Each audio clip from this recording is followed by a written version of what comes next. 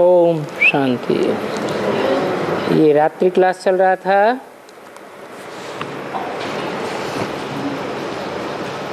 इक्कीस 1/67 का।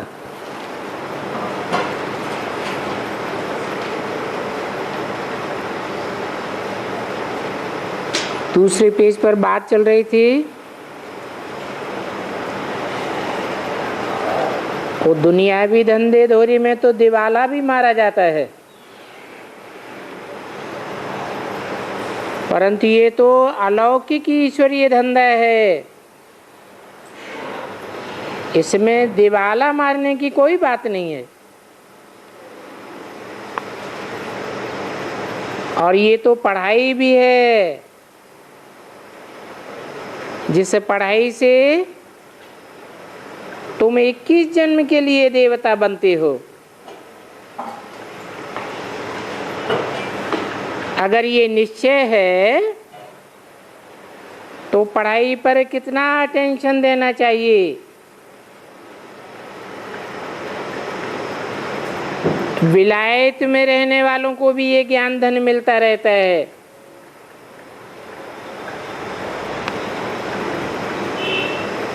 भले विलायत में शिव बाबा आते नहीं हैं, शिव बाबा तो भारत में ही आते हैं।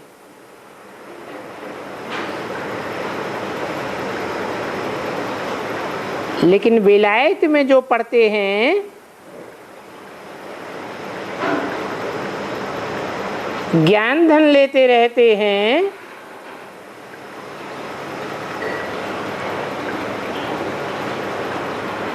तुमने देखा होगा लौकिक बाप की अच्छे बच्चों को देख करके दिल खुश हो जाती है।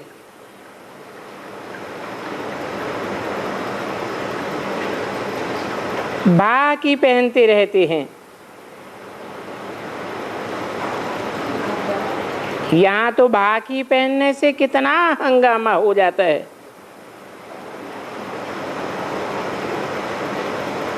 बाप ने समझाया है, मेरे यज्ञ में बंदर विघ्न डालते रहते हैं।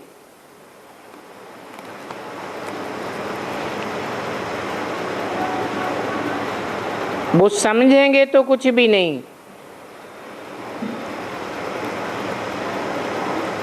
ऐसे स्वर्ग में तो नहीं आ सकते हैं। और प्रश्न इतने पूछते हैं जो बात मत पूछो।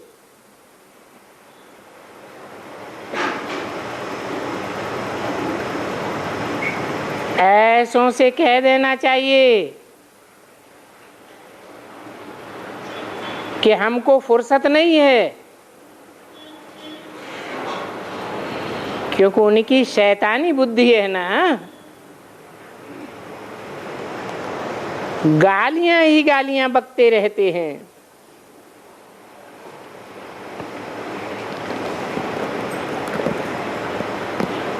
भगवान वाच है, ये विकारी दुनिया है। विख को पॉइजन कहा जाता है ना,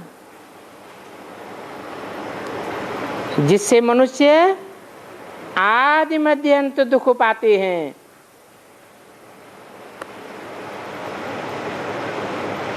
ये सब डर्टी ब्रूट्स हैं।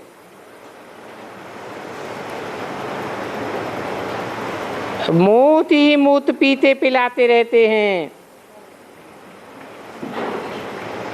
बाप तो अपने बच्चों से ही बात करेंगे। इसलिए यहाँ बंदर बुद्धियों को बैठाते ही नहीं हैं।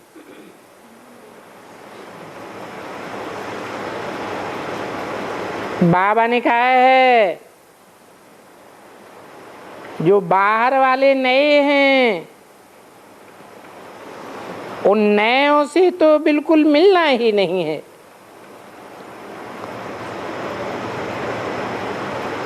क्योंकि आजकल के मनुष्य बहुत गंदे हैं। कोई भी समय पत्थर मारने में देरी नहीं करते हैं। बातें बनाने में ऐसे मनुष्य बहुत होशियार होते हैं।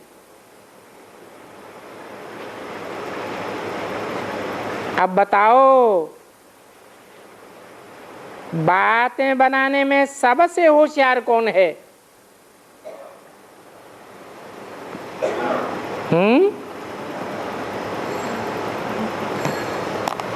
दुनिया में बातें बनाने में सबसे होशियार कौन है? हैं?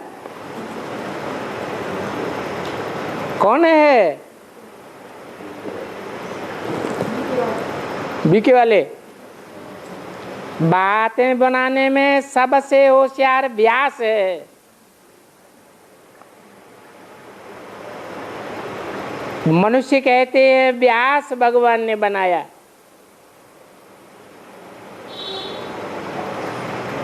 ये शास्त्र व्यास भगवान ने लिखा है।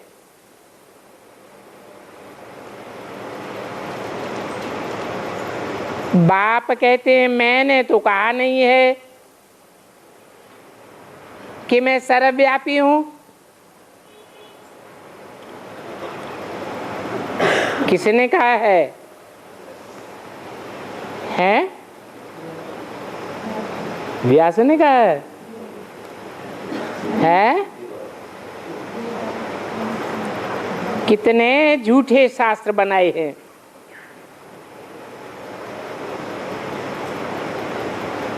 अभी बाप 100% बेसमझ से कितना समझदार बनाते हैं।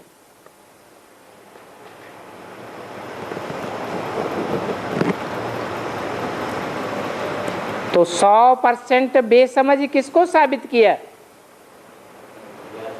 व्यास को। जो व्यास 100% बेसमझ है, बातें बनाने वाला है, उसको समझदार बनाने वाला बाप है।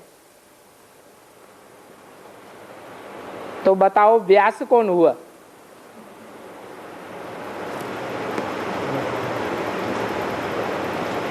कृष्ण को गावड़े का छोरा और श्याम क्यों कहते हैं? ये बात भी कोई समझते नहीं है। अभी तुम तो समझते हो। वो ही ऊंचते ऊंच फिर नीचते नीचे बनता है।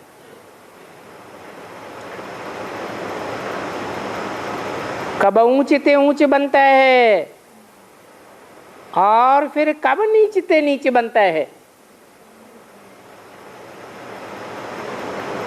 जिसका नाम देते हैं श्याम सुंदर,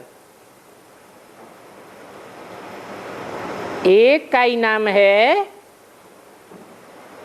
एक ही जन्म का नाम है श्याम सुंदर, या दो अलग अलग जन्मों का नाम है श्याम सुंदर?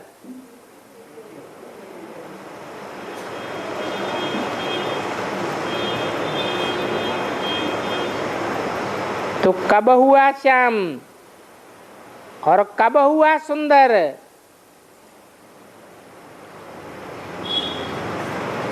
कब ऊंचते ऊंच कहें और कब नीचते नीच कहें? है?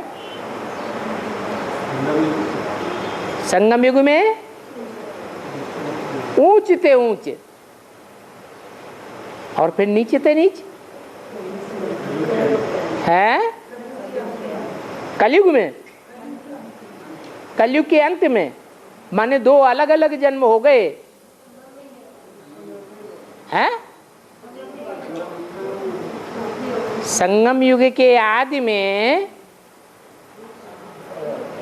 सन 36-37 में नीचते नीच कहें। हाँ, और फिर शरीर छोड़ने के बाद अगले जन्म में ऊंचते ऊंच कहें। फिर एक शरीर हुआ, एक शरीर का नाम श्याम सुंदर हुआ, या दो शरीरों का नाम श्याम सुंदर हुआ?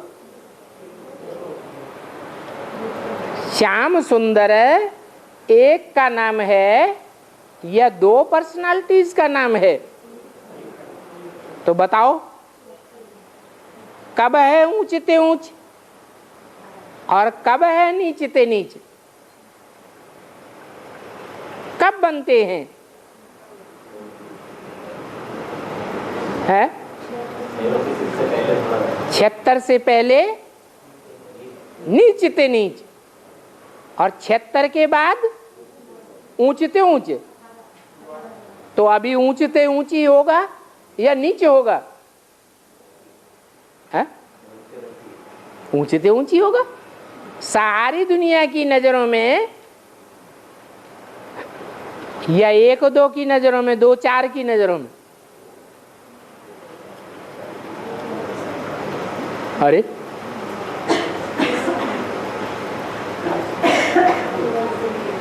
ऊंचते ऊंच होगा तो सबको ऊंचते ऊंचे मालूम पड़ेगा या कोई को ऊंचे और कोई को नीचे दिखाई पड़ेगा?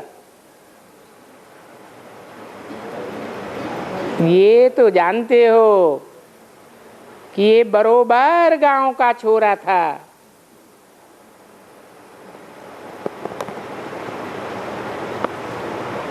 हफ्ते भर में 4 आना कमाते थे और बहुत खुश हो जाते थे।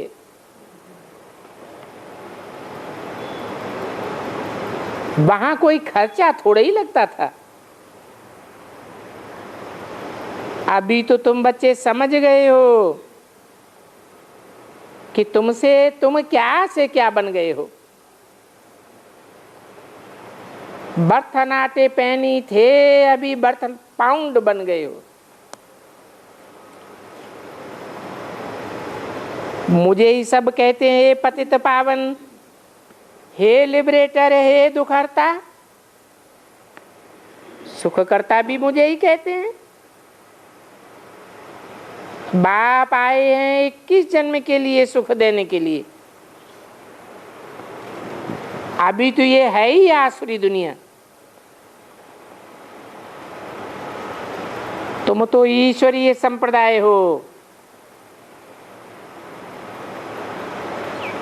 परंतु बाप को पहचानना बहुत मुश्किल है। पहचाने तो पकड़ के ही बैठ जावे।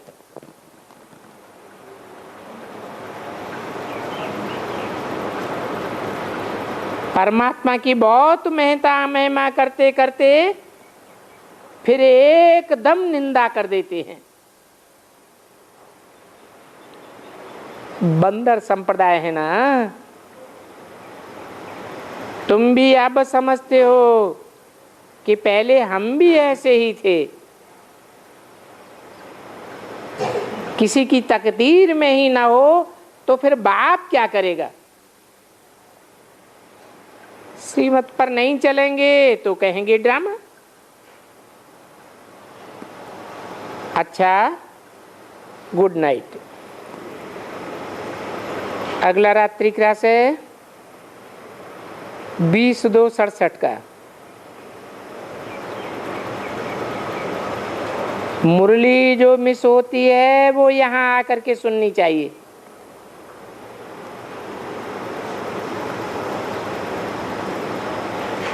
बुद्धि में ये रहता है कि हमको भगवान पढ़ाते हैं,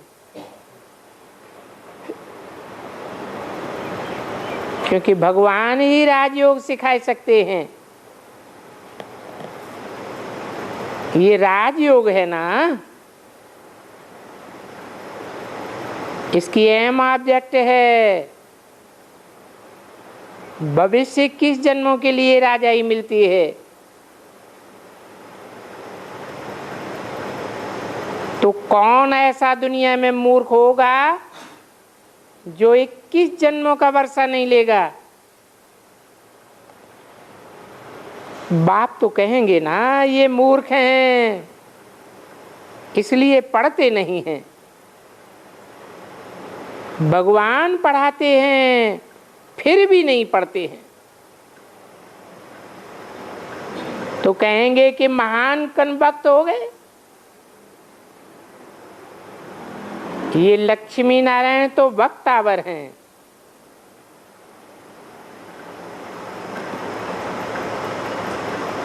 इनके आगे तो सब कंगाल हैं। क्यों कहा वक्तावर है? बाकी को कंगाल क्यों कह दिया?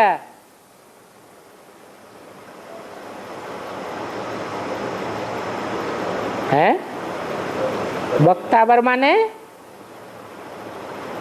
वक्त माने समय, वक्तावर माने वक्त अर्थात समय की कदर करने वाला, समय को पहचानने वाला। अभी तुम्हारा एक से एक सेकंड कितना मूल्यवान है, तो तुम ब्राह्मण ही बड़े से बड़े साहूकार बनते हो, क्योंकि फिर भी तुम ही सुखधाम में जाते हो ना।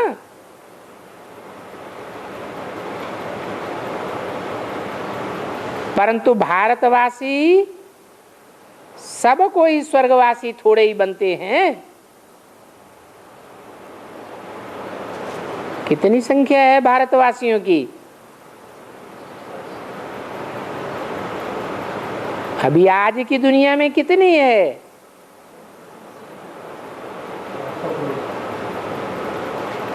कितनी पॉपुलेशन होगी भारत की? हैं? कितने? 120। हाँ जी। महात्मा गांधी के समय आबादी थी कुल 40 करोड़। उनके शरीर छोड़ने के समय भारत के प्रसिद्ध कवि ने कविता बनाई थी, 40 कोटि के पिता चले, 40 कोटि के प्राण चले, 40 कोटि हतभागों के राधा वल्लभ श्री प्राण चले। तो उस समय कितनी आबादी थी जब गांधी जी ने शरीर छोड़ा? 40 करोड़। और अरब है अब 120 करोड़। कितना गुना हो गई? 3 गुनी बढ़ गई।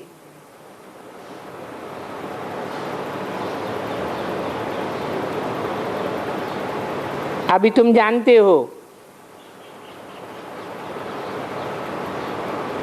कि तुम तो सुखधाम में जाते हो। कितने जावेंगे सुखधाम?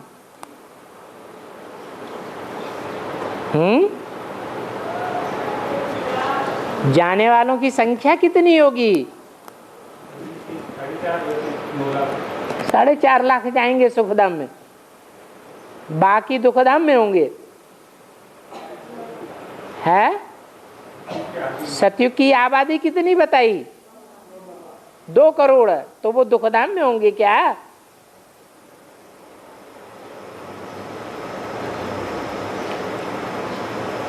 इक्कीस जन्म का सुख देता हूं, तो सुखधाम कितने जन्म चलता है? 21 जन्म। माना 21वें जन्म में भारत की टोटल आबादी 10 करोड़ होती है लगभग। तो इतने सुखधाम में जाते हैं, बाकी सब दुखधाम में आते हैं। तो बताया कि भारतवासी कोई सब स्वर्गवासी नहीं बनते हैं। 120 करोड़ भारतवासी हैं आज। क्या सब स्वर्गवासी बनेंगे? ऐसे बहुत होंगे, भारत में ही ऐसे बहुत होंगे जो स्वर्ग देखेंगे भी नहीं। अरे स्वर्ग स्थापन कहाँ होगा? कौन से देश में स्वर्ग स्थापन होगा? भारत में ही स्वर्ग स्थापन होगा। लेकिन भारतवासी ऐसे बहुत होंगे। कितने होंगे? 120 करोड़ में से 110 करोड़ भारतवासी ऐसे होंगे कि भारत में स्थापन किए हुए स्वर्ग को इन आंखों से देखेंगे भी नहीं। तो तुम बच्चों को कितना पुरुषार्थ करना चाहिए आगे जाने के लिए। 120 करोड़ भारतवासी हैं।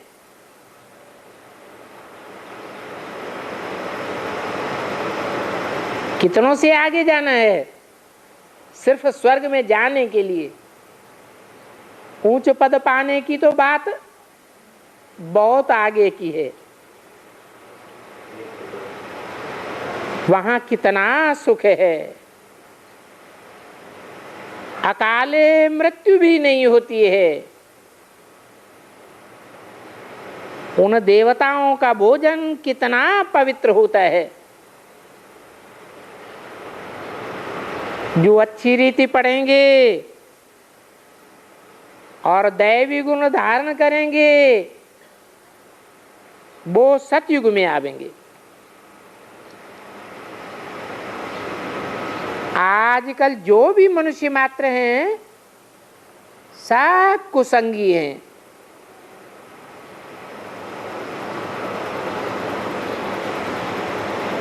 अब तुम बच्चों को संग मिला है बाप का।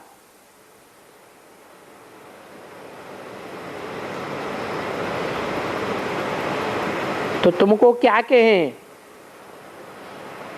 कुसंगी कहें? हैं? खराब संग वाला कहें? क्या कहें? हैं? दुनिया के जो भी मनुष्य मात्र हैं वो सब कुसंगी हैं और तुम हो सत्संगी। क्या अर्थ हुआ सत्संगी का?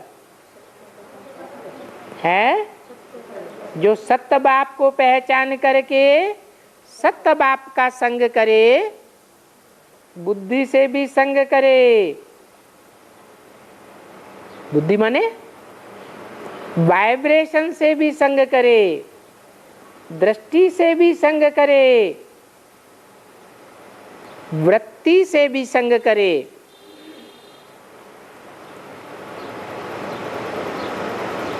शारीरिक संग अर्थात इंद्रियों से भी संग करे। हाथ मिलाया, ये भी क्या हुआ है? संग कहे या कुसंग कहें। अगर दुनिया वालों से हाथ मिलाया तो कुसंग हुआ, और बाप से हाथ मिलाया तो कहेंगे सत्संग हुआ। तो समय से, संपर्क से, संबंध से, बाप से मिलना अर्थात सत्संग। इस दुनिया में सब झूठे हैं, यह सत्य है।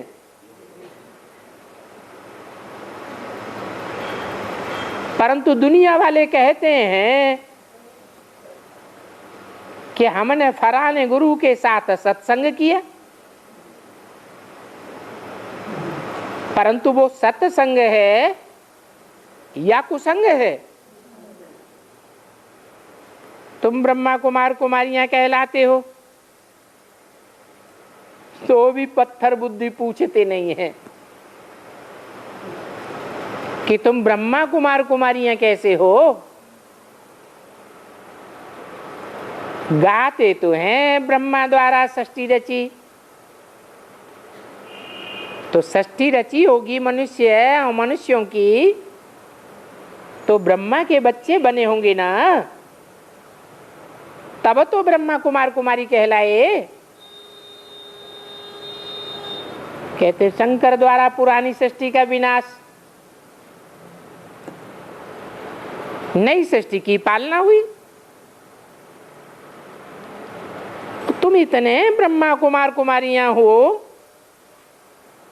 तो जरूर तुम्हारा कोई प्रजापिता ब्रह्मा भी होगा और जरूर उनको बाप से वर्षा मिलता होगा। तो पूछना चाहिए ना, ब्रह्मा बाबा की बायोग्राफी क्या है? लगा हुआ है ब्रह्मा कुमार कुमारियां, तो पूछना चाहिए ना ये ब्रह्मा कौन है? अरे ये तो प्रजापिता ब्रह्मा है जिससे शिव बाबा आकर के ब्राह्मण कुल रचते हैं। ये ब्राह्मण गाए हुए हैं शास्त्रों में। भक्ति मार्ग वाले ब्राह्मण भी गाते हैं ब्रह्मा देवताय नमः। और ब्राह्मणों को भी तुम समझा सकते हो कि प्रजापिता ब्रह्मा तो है ही ग्रेट ग्रेट ग्रैंडफादर, और जो धर्म पिताएं हैं वो ग्रेट तो हैं, लेकिन ग्रेट ग्रेट ग्रैंडफादर नहीं कहेंगे। वो बाप हैं अपने अपने धर्मों के, लेकिन बापों के बाप नहीं हैं। ये भी जानते हो कि शिव को तो सिर्फ फादर ही कहेंगे, क्या नहीं कहेंगे? आत्माओं का फादर है, ग्रैंडफादर नहीं है। क्यों?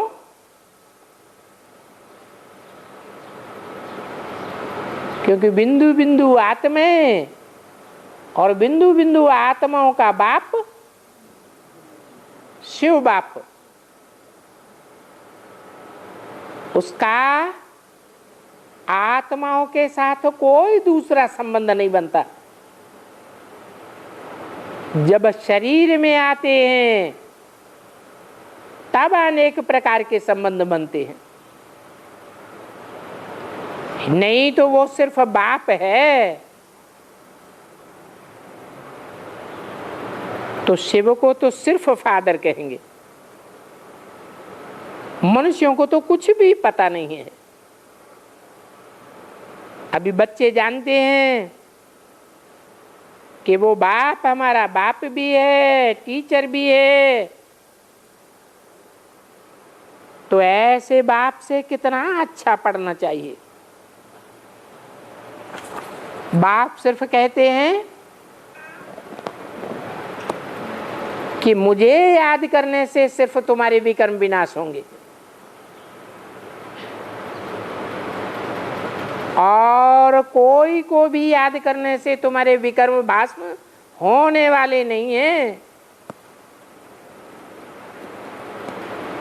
20:267 की वाणी का तीसरा पेज। तुम बच्चों की बुद्धि में ये भी है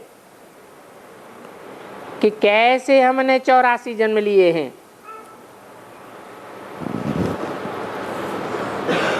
बीज को याद करने से सारा झाड़ याद आ जाता है। ये वैरायटी धर्मों का झाड़ है।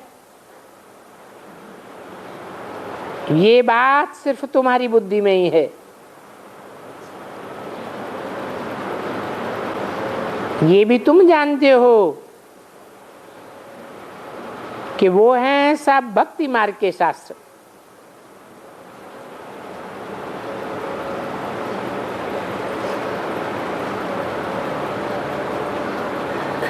शास्त्र पढ़ पढ़ के सबकी बुद्धि भागती रहती है,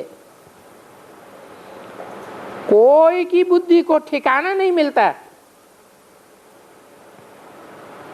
उन शास्त्रों से दुर्गति ही होती है। माना दुर्गति माने क्या और सदगति माने क्या? दो माने खराब, सद माने सच्ची। बुद्धि अगर नीचे की ओर जाए तो कहेंगे दुर्गति, और बुद्धि अगर ऊपर की ओर जाए तो कहेंगे सदगति। सत्ताधाम कहाँ है? ऊंची स्टेज में है या गड्ढे की ओर है? सत्ताधाम तो ऊंची स्टेज में है। तो शास्त्रों से होती है बुद्धि की दुर्गति। शास्त्र पढ़ते पढ़ते उतरते ही आए हैं ना। पहले भारत गोल्डन एज में था, फिर द्वापर से शास्त्र पढ़ते पढ़ते आयरन एज में आ गया। ये अंग्रेजी अक्षर बहुत अच्छे हैं। Golden age, iron age. इन अंग्रेजी अक्षरों का अर्थ बहुत अच्छा निकलता है। कहाँ गोल्ड, कहाँ आयरन। तुम जानते हो कि सतयुग में तुम्हारी आत्मा सच्चा सोना होती है, फिर उसमें खाद पड़ जाती है।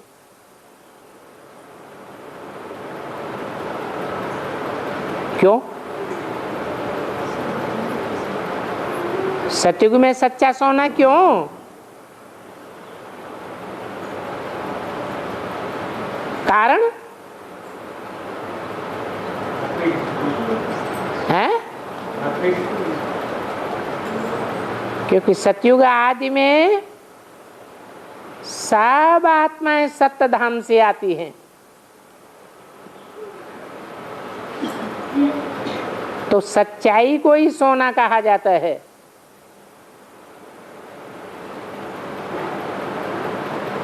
और युगों में भी आत्माएं आती तो सत्तधाम से हैं, परंतु किसके संग के रंग में आती हैं? सत्य के संग में आती हैं या पतितों के संग में आती हैं? सतयुग आदि में जो भी आत्माएं आती हैं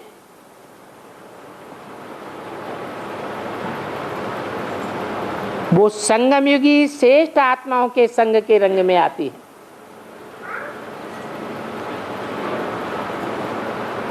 बाद में जो भी आत्माएं आती हैं वो कुछ न कुछ गिरती कला वालों के संग के रंग में आती हैं।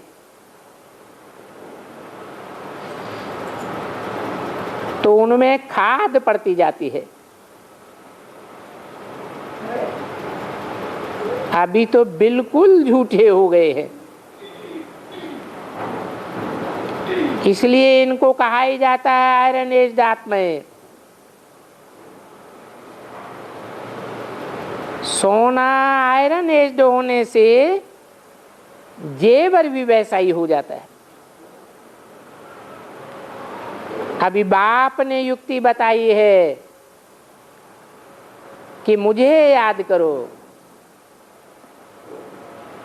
ये याद की अग्नि जलाओ तो तुम सच्चा सोना बन जावेंगे। क्योंकि मैं ही पतित पावन हूं। अब बुद्धि से मेरा ही संग करो।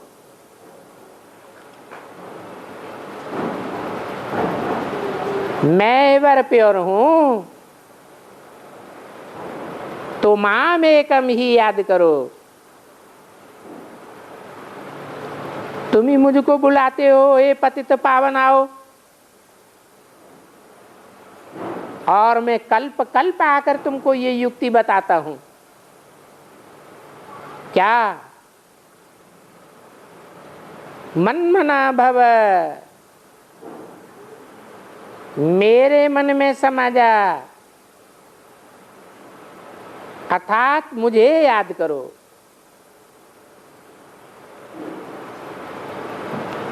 मन्मना भव के बाद फिर होता है क्या? मद्याजी भव, अर्थात स्वर्ग के मालिक बनो। तो बाप कितनी युक्तियां बताते रहते हैं। कोई कहते हैं हमको योग में बड़ा मजा आता है, बस क्लास में आवेंगे, योग करके ये भागेंगे, योगी ही अच्छा लगता है। कहते हैं हमको तो शांति चाहिए। अच्छा, तो बाप को तो कहीं भी बैठ करके याद करो। याद करते करते तुम शांति धाम में चले जाएंगे। इसमें योग सिखाने की बात नहीं है, बाप को याद करना है ना। तो ऐसे बहुत सेंटर्स पर जाकर आधा पौना घंटा बैठते हैं कि हमको निष्ठा कराओ। तो कहेंगे कि बाबा ने प्रोग्राम दिया है 1 घंटे निष्ठा में बैठने का, 2 घंटे याद में बैठने का।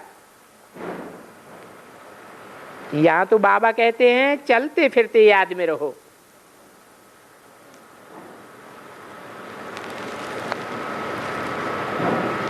फिर भी ना बैठने से तो ये बैठना अच्छा है। बाबा मना नहीं करते हैं,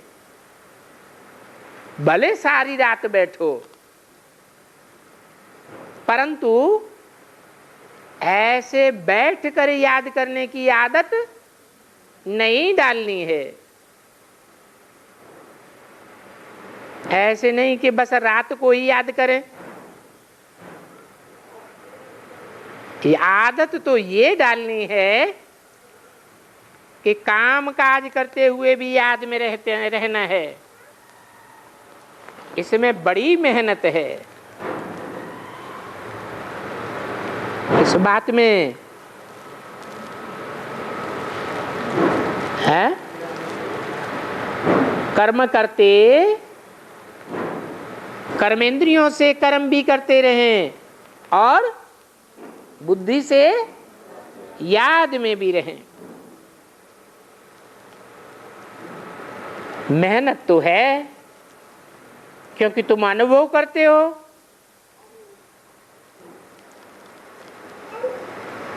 कि कर्मेंद्रियों से कर्म करते बाप की याद करने में बुद्धि और तरफ भाग जाती है।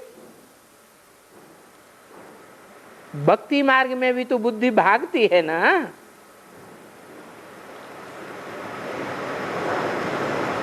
फिर जो अच्छे भक्त होते हैं वो अपने को चिवटी काटते हैं। सच्चे भक्त जो होते हैं हम उनकी बात करते हैं। तो यहां भी अपने साथ ऐसी बातें करनी चाहिए कि बाबा को हमने क्यों नहीं याद किया। याद ही नहीं करेंगे तो विश्व के मालिक कैसे बनेंगे। तो ये जैसे कि अपने को सजा देनी होती है। वो दुनियावी आशुक माशुक होते हैं, वो तो नाम रूप में फंसे रहते हैं। यहां तो तुम अपन को आत्मा समझ बाप को याद करते हो। आत्मा का तो कोई नाम नहीं होता। कोई साकारी रूप भी नहीं होता। तो हम आत्मा इस साकार शरीर से अलग हैं। शरीर में आने से कर्म करना होता है। तो बहुत ऐसे हैं जो कहते हैं हमें योग में बिठाओ, हम तो दीदार करेंगे। अब दीदार क्या करेंगे? वो तो बिंदी है, बिंदी का क्या दीदार करेंगे? अच्छा, कोई कहते हैं हमें कृष्ण का दीदार हो। उनको बताओ कृष्ण की मूर्ति भी तो है ना।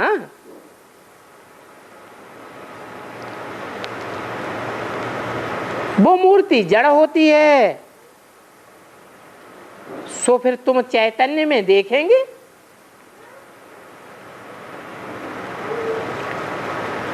परंतु दीदार करने से क्या फायदा होगा?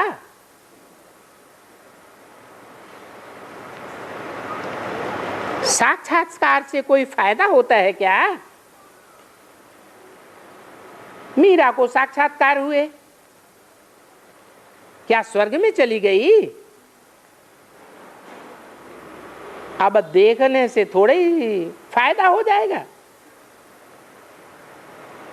तुम बाप को याद करो तो तुम्हारी आत्मा पवित्र बन जाएगी।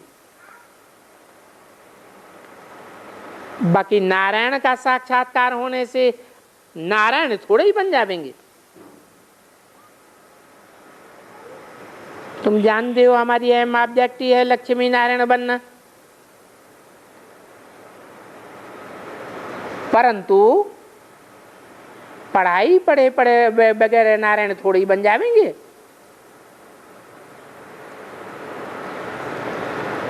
पहले पढ़ करके साहूकार तो बनो, प्रजा भी तो बनाओ, तभी लक्ष्मी नारायण बनेंगे। इस पढ़ाई में भी मेहनत है। पढ़ करके पास विदानर होना चाहिए। ऐसी पढ़ाई पढ़नी चाहिए जो धर्मराज की सजा नहीं खानी पड़े। ये मुरब्बी बच्चा भी साथ में है।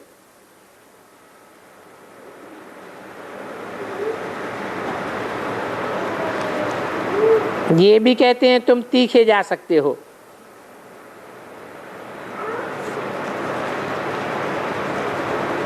बाबा के ऊपर तो कितना बोझ है।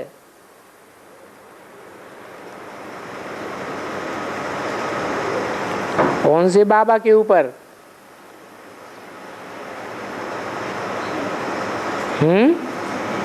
और ये किससे कहा तुम तीखे जा सकते हो?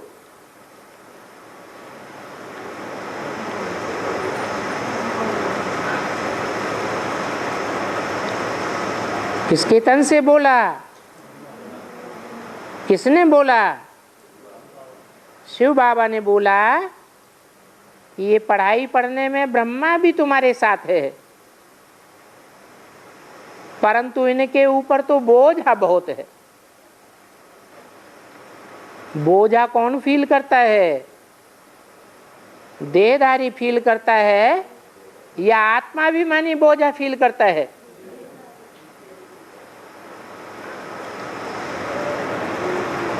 तो ब्रह्मा को तो बोझा फील होता था। बोझा क्यों फील होता था? बोझा है तो मेहनत लगेगी या सहज लगेगा? बोझा होता है तो मेहनत अनुभव करते हैं, और मेहनत है तो जरूर मोहब्बत नहीं है। जहां मोहब्बत होती है वहां मेहनत महसूस नहीं होती है। तो मोहब्बत बिंदी से होती है या साकार में होती है? इसका मतलब है कि ब्रह्मा पढ़ाई तो पढ़ते हैं, जब तक साकार शरीर रहता है, देहधारी हैं, आत्मा देह में धरी हुई अनुभव करते हैं, पढ़ते तो हैं लेकिन बाप को नहीं पहचाना है। कौन से बाप को नहीं पहचाना है? आत्माओं के बाप को नहीं पहचाना है, या आत्माओं का बाप जिस मुकर्रर रथ में प्रवेश करके विश्व की बादशाही का वर्षा देते हैं उनको नहीं पहचाना है। क्योंकि बाप प्रजापिता ब्रह्मा के तन में आकर बच्चों को वर्षा देते हैं, मुक्ति और जीवन मुक्ति का वर्षा देते हैं। उसको न पहचानने के कारण बोझा अनुभव होता था। तो इनको सारा दिन कितनी ख्यालात करनी पड़ती है। किनको? किनको? ब्रह्मा बाबा को। कितनी बड़ी बारात बच्चों की, इसका कैसे पालन होगा? कहते हैं हम इतनी याद नहीं कर सकता हूं। कौन नहीं इतनी याद कर सकता है? ब्रह्मा बाबा कहते हम इतनी याद नहीं कर सकता हूं। कितनी याद नहीं कर सकता हूं? कितनी याद नहीं कर सकता हूं? इतनी माने कितनी? जितनी तुम बच्चे याद कर सकते हो। कौन तुम बच्चे हैं? जो प्रजापिता ब्रह्मा बाप को पहचान लेते हैं। भगवान बाप को साकार में प्रैक्टिकल सामने अनुभव करते हैं। भोजन पर थोड़ा याद रहती है, मैं फिर भूल जाता हूं।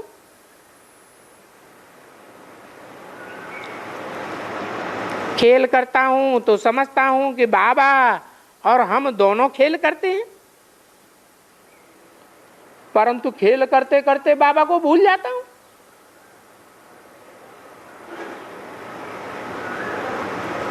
ये तिरकनी वस्तु है ना।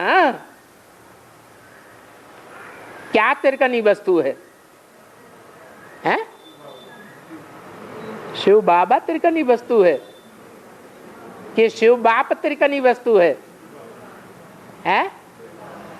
बिंदी बाप तिरकनी वस्तु है, या बिंदी बाप जिस साकार तन में आकर के प्रैक्टिकल पार्ट बजाता है उसको जो पहचानते हैं उनके लिए तिरकनी वस्तु है?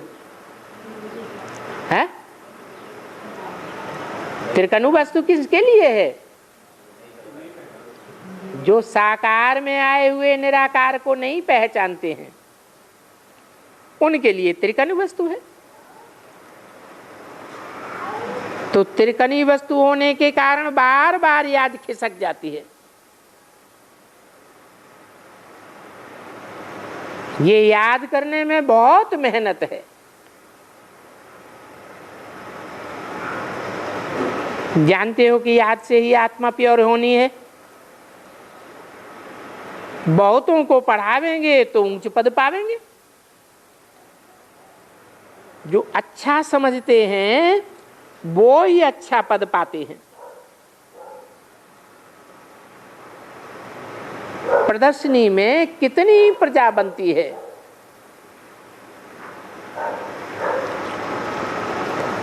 तुम एक एक लाखों की सेवा करेंगे, फिर सेवा करने वालों की अपनी अच्छी अवस्था भी चाहिए।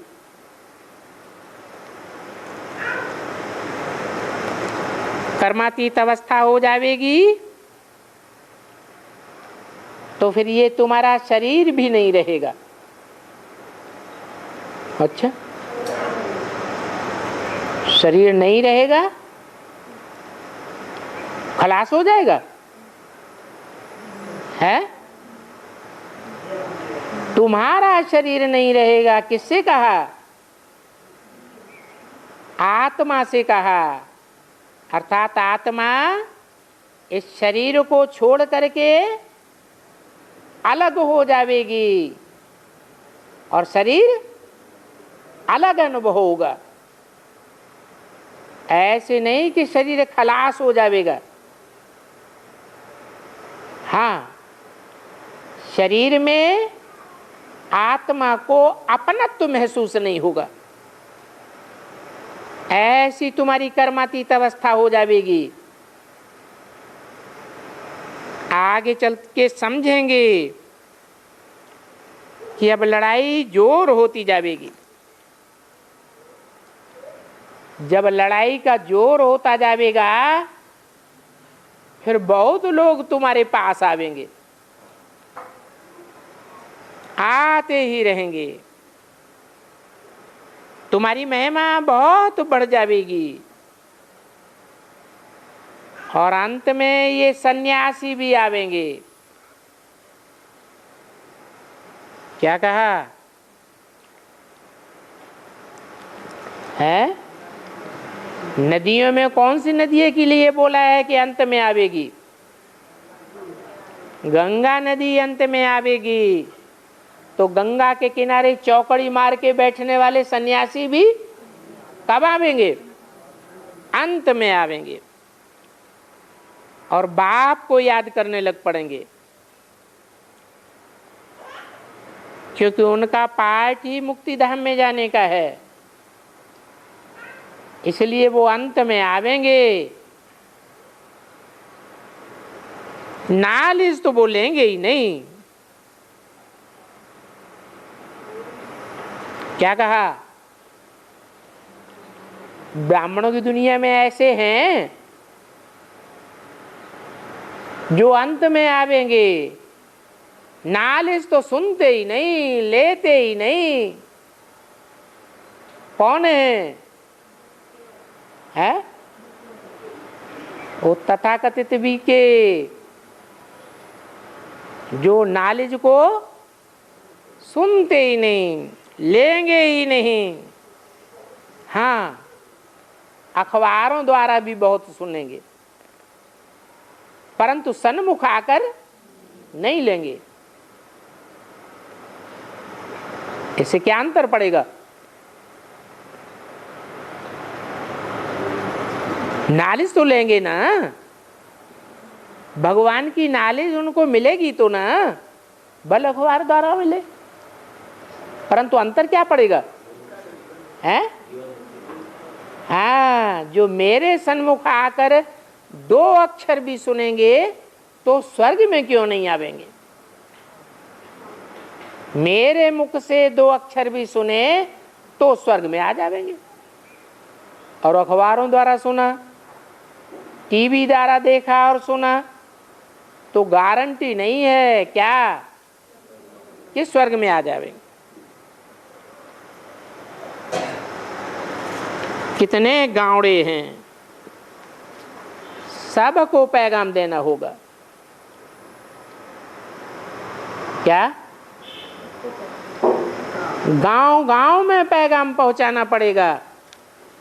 अच्छा, ओम शांति। 24-3-67 का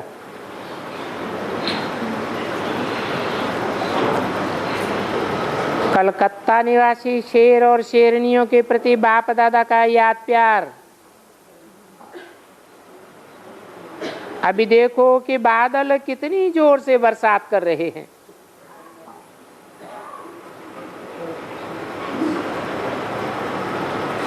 क्या ज्ञान सागर के बच्चे ऐसे ऐसे गजगोर कर कलकत्ता गांव को बगीचा फूलों का नहीं बना सकते?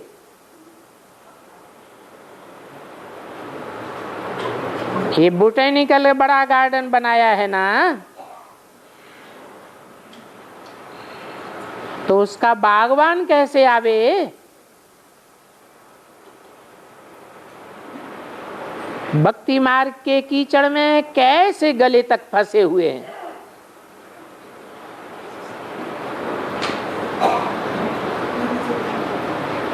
कहाँ तो उस भिखारी दुब्बन से निकालने वाले खुद भी फंस जाते हैं, फंस जाते हैं तो जैसे कि पवित्रता के दुश्मन बन जाते हैं। अपवित्रता ही उनकी खुराक बन गई है। पुकारते रहते हैं कि अब फिर से सहज रास्ता बताओ, परंतु हाय उनकी तकदीर, उनको ईश्वरीय तदबीर भी पसंद नहीं आती है। बस हरि बोल ही करते रहते, मरते हैं तो भी ऐसे चिल्लाते हैं।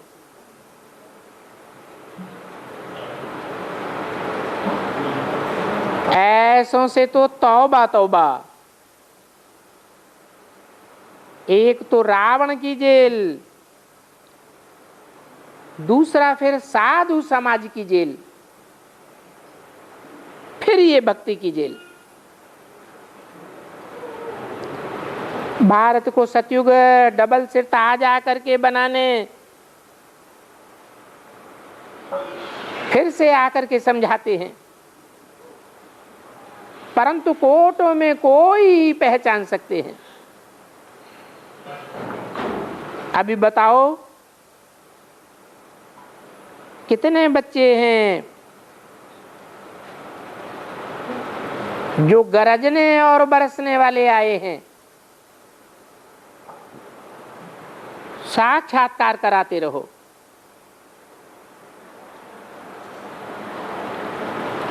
अच्छा,